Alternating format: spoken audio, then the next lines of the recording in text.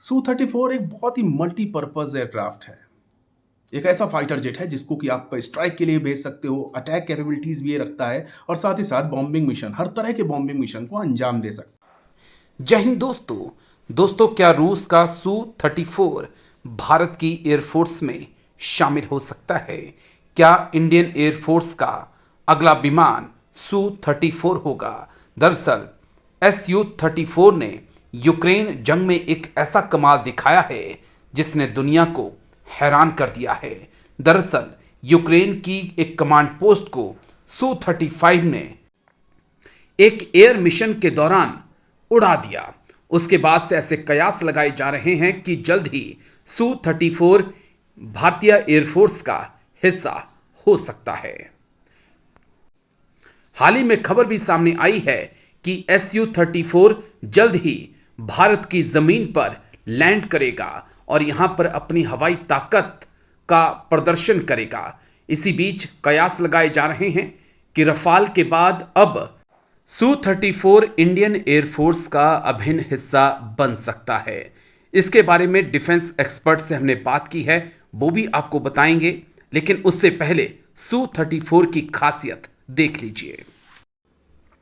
अधिकतम वजन 45,100 किलोग्राम, इसमें 12,100 किलो ईंधन आता है। अधिकतम गति 1900 किलोमीटर पर आवर, 11,000 किलोमीटर की कॉम्बैट रेंज, लेकिन फेरी रेंज 4,500 किलोमीटर से ज़्यादा है। दोस्तों इतना ही नहीं, Su-35 56,000 फीट की ऊंचाई तक जा सकता है। Su-34 फाइटर जेट में 12 हार्ड पॉइंट्स हैं, 3 हवा से हवा में हमला करने वाली मिसाइलें लगी हुई हैं, 8 हवा से ज़मीन पर मार करने वाली मिसाइलें लगी हैं, 3 तरह की क्रूज मिसाइलें भी इसमें लगी हैं। एक्सपर्ट को सुनिए। Su-34 एक बहुत ही मल्टीपर्पज़ एयरक्राफ्ट है। एक ऐसा फाइटर जेट है जिसको कि आप स्ट्राइक के लिए भेज सकते हो, अटैक कैपेबिलिटीज़ भी ये रखता है और साथ ही साथ बॉम्बिंग मिशन, हर तरह के बॉम्बिंग मिशन को अंजाम दे सकता है। रशिया के पास पहले से ही फाइटर जेट्स और बॉम्बर्स की एक लंबी श्रृंखला रही है। Su-24 उनका एक जाना माना अटैक एयरक्राफ्ट है और साथ ही साथ Tu-22M ये उनका बहुत ही बेहतरीन बॉम्बर एयरक्राफ्ट माना जाता है। अब Su-34 में इन दोनों एयरक्राफ्ट की खूबियां एक साथ समाई गई हैं, यानी वो हर तरह के फाइटर ऑपरेशंस को अंजाम दे सकता है, हर तरह के अटैक कैपेबिलिटीज़ को रखता है और साथ ही साथ किसी भी तरह का बॉम्ब हो, चाहे वो ग्रेविटी बॉम्ब हो, चाहे वो गाइडेड वेपन हो, गाइडेड बॉम्ब हो, सबको Su-34 अपने साथ कैरी कर सकता है और उनको उनको साथ में ले जाकर के प्रेसिजन स्ट्राइक कर सकता है।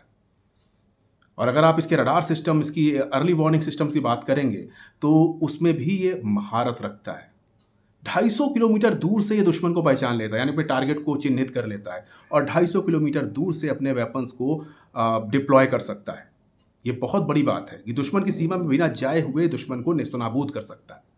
और इस पर्टिकुलर एयरक्राफ्ट की जो और खासियत है वो इसकी डिज़ाइन है, वो इसकी मैन्यूवरेबिलिटी है, वो इसका लोड लेकर के अपने साथ चलना है और साथ ही साथ इसका चाहे रडार हो, चाहे अर्ली वार्निंग सिस्टम हो या फिर रेकी सिस्टम्स हो, सब कुछ इसको एक कंप्लीट पैकेज बना देते हैं।